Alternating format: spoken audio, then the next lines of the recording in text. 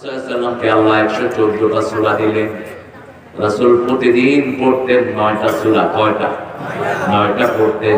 3টা বড় সূরা, 4টা ছোট সূরা আর 4টা মিডিয়াম সূরা। প্রথম পড়তেন সূরা বাকারা আর বলতেন যারা সূরা বাকারা পড়ে সব কল্যাণ আল্লাহ তাদেরকে দান করে দেয়।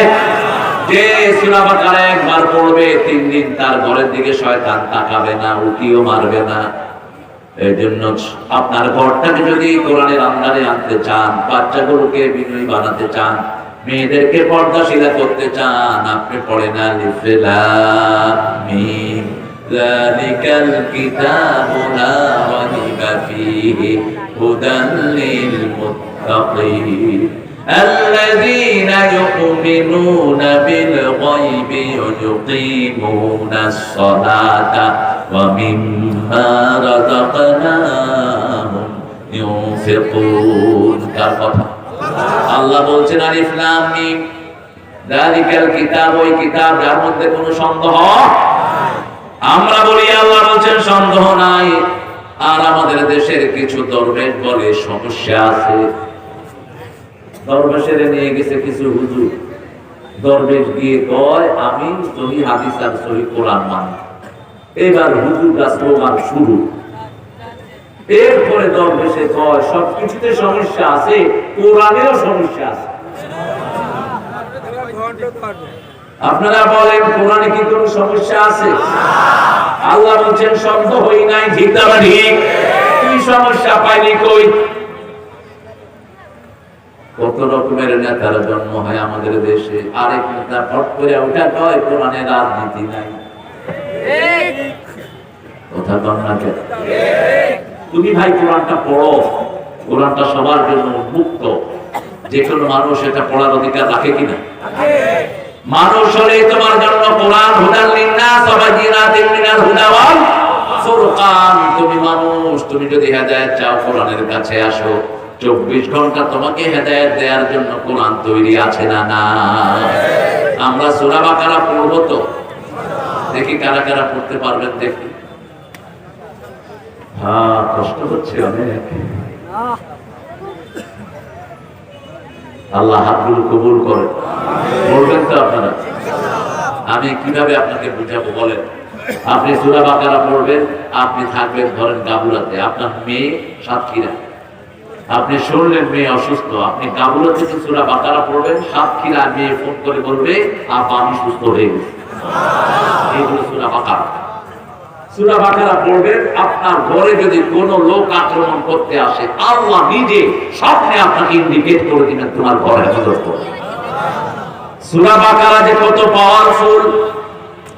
কোন ঘরের ভিতরে নজর লেগেছে, কি লেগেছে? নজর লেগেছে। ছেলেরা ভালো পড়ালেখায় কিন্তু হঠাৎ করে স্কুলেও যায় না, পড়ালেখাও করতে চায় না, মাদ্রাসায় দিয়েছেন মসজিদমুখী হয় না।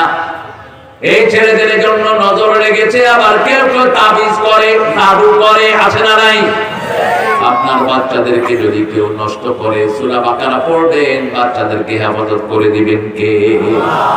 রাসূল সাল্লাল্লাহু আলাইহি সাল্লাম দৈনিক একবার পড়তেন সূরাতুল বাকারা। আল্লাহ আমাদেরকে পড়ার তৌফিক দান করো। সূরা বাকারাতে 286 আয়াত। কয়টা? 286। রাসূল একদিন বললেন, ও মুআয বলো কোরআন শরীফের সর্বশ্রেষ্ঠ আয়াত কোনটি?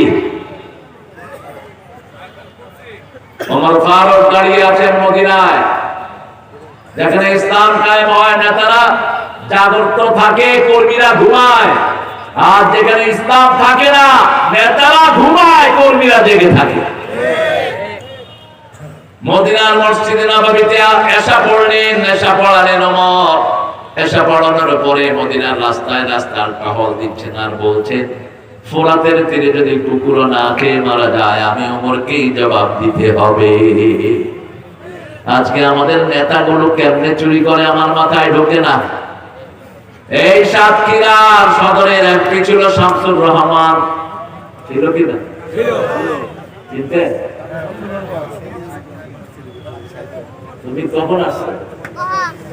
আমি তো মনে করলাম এত বড় আল্লামা হয়েছে তবে। ভালো আছো তো? শামসুর রহমান চাচা রাহিমাহুল্লাহ, গাফরাহুল্লাহ, আল্লাহ তার কবরটাকে জান্নাতুল ফেরদৌস বানিয়ে দেবে। একটা সাইকেল নিয়ে এমন কোন এলাকা নাই যেখানে যান না। কত দুর্গম তিনি কান্তার বড় দুস্তার পারাবার হয়ে লঙ্ঘিত হবে যাত্রীরা হুঁশিয়ার।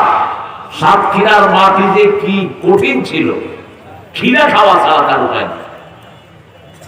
শুধু কাদা আর কাদা, এদিকে তো যাওয়াই যেত, রাস্তাগুলো সরু চিকন, কত দুর্গম ছিল, কেউ আসতো না সাতক্ষীরায়। আর এখন বাংলাদেশের কোন জেলা বাদ নাই, তারা নাই সাতক্ষীরা। এই বরকত বাড়িয়ে দিয়েছেন কে? উনি ছিলেন এক পয়সা কোন দুর্নীতির কোন ছোঁয়া। বরং মানুষ কিয়ামত পর্যন্ত এদেরকে স্মরণ করবে ন্যাক হিসাবে, ঠিক না ব্যাঠি? এখানে আপনাদের কত ভালো ভালো মানুষ এখানে ছিলেন। অ্যাডভোকেট আনসার আলী ছিলেন কলারোয়া তালাতে, কি নেক মানুষ, নেককার ছিলেন কোটচাঁদপুর। চাচা ছিলেন অনেক বড় একজন এমপি, স্বাধীনতার সময় ওনার সিট কেউ নিতে পারেনি। কি নাম?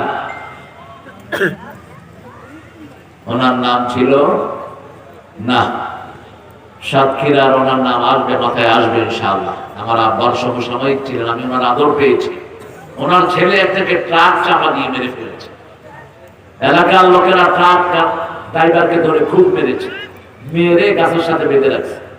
উনি আসছেন, মোজাম্মেল, কি নাম?